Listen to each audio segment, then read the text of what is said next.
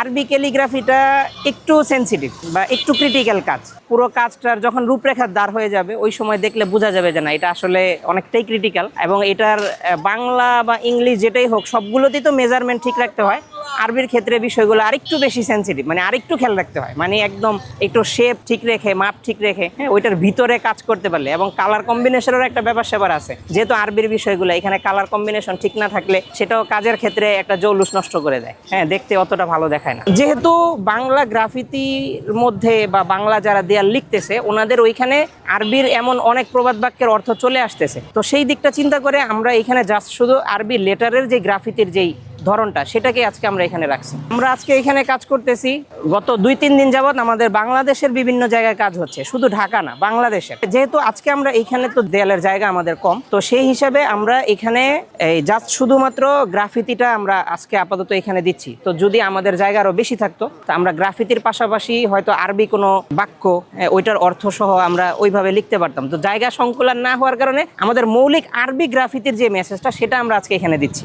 যেহেতু বাংলা ইংরেজি নিয়ে বিভিন্ন স্লোগান লেখা হচ্ছে, তো এখানে আরবি শিল্পেরও যে একটা ধারা বা একটা চর্চা সারা বিশ্বে আছে, তো সেই দিকটাতে লক্ষ্য করে এই দেয়ালে গ্রাফিতি যেহেতু আমাদের আন্দোলনের সবচেয়ে উৎকৃষ্ট ভাষা, ঠিক না? গ্রাফিতি মানেই তো একটা আন্দোলন। তো সেই হিসেবে আমরা আরবি গ্রাফিতি গুলোকেও এখানে অন্য সব আর্টের সাথে আমরা অ্যাড করে দিচ্ছি, যাতে প্রত্যেকটা শিল্পই প্রতিবাদী ভাষা হিসেবে এখানে থাকে। গ্রাফিতির ভাষাটা হচ্ছে কি, মূলত এই গ্রাফিতিতে মৌলিকভাবে আপনার শুধু অ্যারাবিক লেটার থাকে। এখানে মৌলিক মেসেজ বলতে এটাই যে ধ্বংসযজ্ঞের মাধ্যমে এই যে সুন্দর জিনিসগুলো নষ্ট হয়ে যাচ্ছে, এগুলো নষ্ট করার জিনিস না, ঠিক আছে? মানে মানুষ যাতে দেখে বুঝতে পারে যে আসলে পরিবেশে যা হচ্ছে এটা ভালো হচ্ছে না, সৌন্দর্য বৃদ্ধির জন্য। ক্যালিগ্রাফির এই অঙ্গনে আমি মোটামুটি অনেক দিন ধরেই আছি, কাজ করতেছি। আমাদের এখানে যে প্রধান আমাদের আছে জোবায়ের জামিল, ও আন্তর্জাতিক পর্যায়ের, ওর বিভিন্ন ক্যালিগ্রাফি দুবাই সহ বিভিন্ন দেশে এক্সিবিশনে ওর এগুলা হয় আর।